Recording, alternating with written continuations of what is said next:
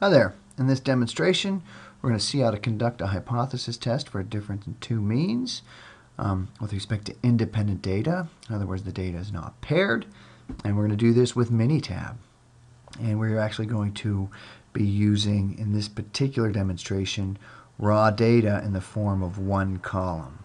And when we say the data is in one column, what that means is that the data is actually stored in standard form, where each row represents a case or an instance, and the columns represent the variables.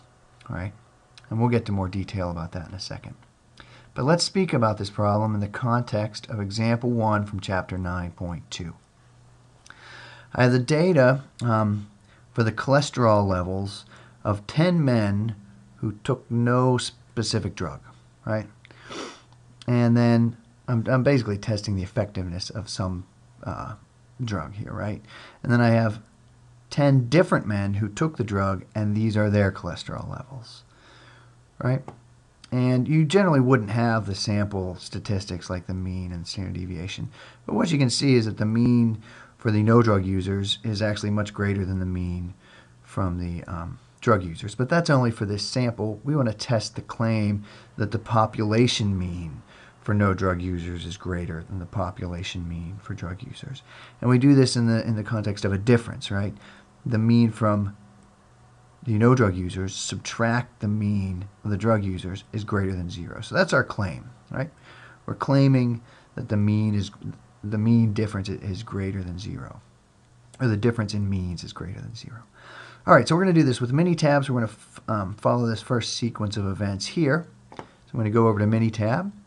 I'm going to hit Stat, Basic Statistics, down to 2 sample t-test. And this window pops up, right? And I have a few options. I have my 2 raw data options. Both samples are in one column, each sample in its own column, or summarized data. Summarized data is when you just input the mean, standard deviation, and sample sizes from both. Like you put all this stuff in. But we have all of our data in one column, right? And so it looks like this. My data down here, I have my patient number, and notice I'm going to cancel this for a second so I can scroll down. My data, there's 20 different men here, right? There's 10 who took no drug, 10 who did. So that's actually 20 instances. So if you notice, my data actually has 20 rows, right? Each case is the data from one man. So each patient, there's a drug category of no or yes. The first 10 here have no, and the second 10 have yes.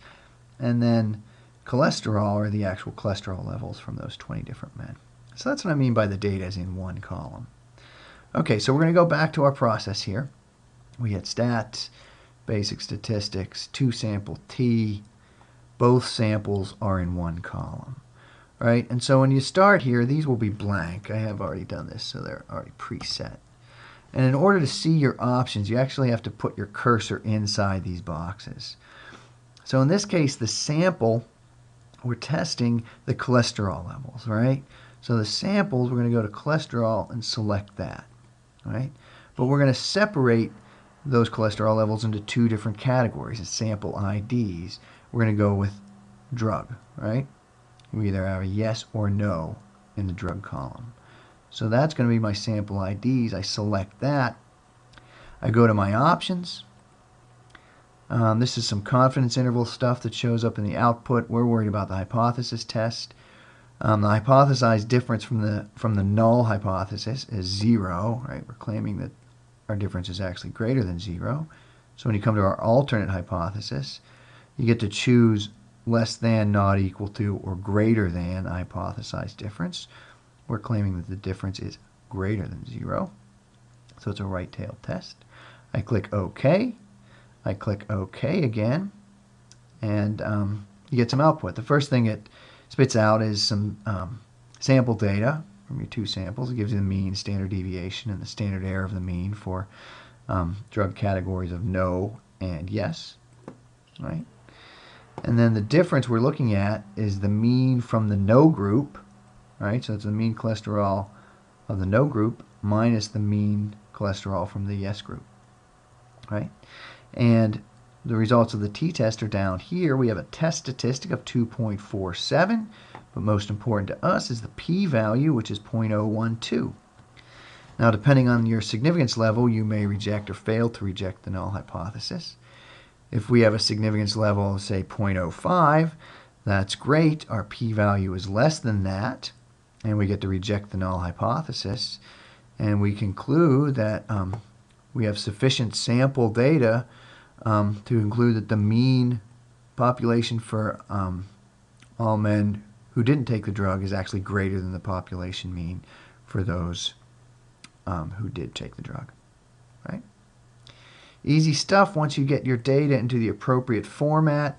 Remember, in the standard format, this one column format, each row represents an individual case. Right? But once you get that data in the proper format, it's pretty easy. So there you have it. Hypothesis test for a difference in two means using Minitab. Bye.